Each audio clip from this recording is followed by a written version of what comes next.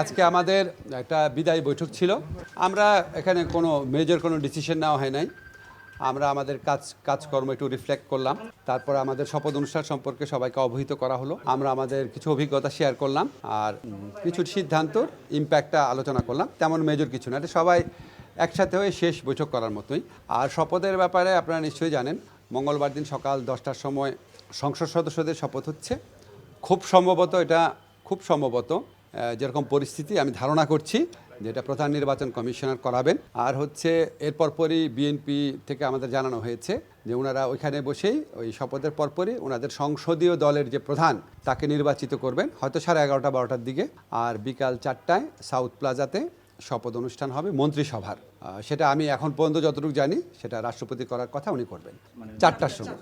আর কারা কারা আমন্ত্রিত হবে এটা আপনার কনভেনশন অনুযায়ী যাদের আমন্ত্রণ করার কথা তাদের করা হবে। এটা ক্যাবিনেট ডিভিশন দেখছে, আমি এটা ক্লিয়ারলি বলতে পারবো না। আমার এটা সম্পর্কে কোনো জানা নাই। আমি শুধু আজকে শুনেছি যে আমার মিটিংয়ে যেটা শুনেছি সেটা হচ্ছে এখন পর্যন্ত পররাষ্ট্র মন্ত্রণালয় যে আছে তাদের পক্ষ থেকে সার্ক কান্ট্রিগুলোর পররাষ্ট্র মন্ত্রীদের বলা হয়েছে। আর আপনি যেটা বললেন কোনো প্রধানমন্ত্রীর ব্যাপারে আমি কিছু জানি না। সার্ক কান্ট্রির মধ্যে ভারত পড়ে না। দক্ষিণ প্লাজা শপথ যেটা, এটা বিএনপি আপনার এই অভিপ্রায় ব্যক্ত করেছিল। আমার ধারণা যেটা সেটা হচ্ছে যেহেতু আমাদের এই সংসদটা একটু ভিন্ন, আমরা জুলাইয়ে ছাত্র জনতার যে আত্মত্যাগ, এই গণ অভ্যুত্থান, অনেক আত্মত্যাগ, অনেক কষ্ট, অনেক বেদনা, অনেক আপনার প্রাণহানি বিনিময়ে আমরা এই সংসদটা পেয়েছি। এই সংসদটা অন্য সব সংসদের চেয়ে একটু ডিফারেন্ট। তাছাড়া এই সংসদ প্রাঙ্গণে আপনার অনেকগুলো ঐতিহাসিক ঘটনা ঘটেছে। আপনারা জানেন জুলাই ঘোষণা, জুলাই সনদ, এই দুটাকে ঘিরে যে অনুষ্ঠান সেটাও সংসদেই আপনার আয়োজন করা হয়েছিল।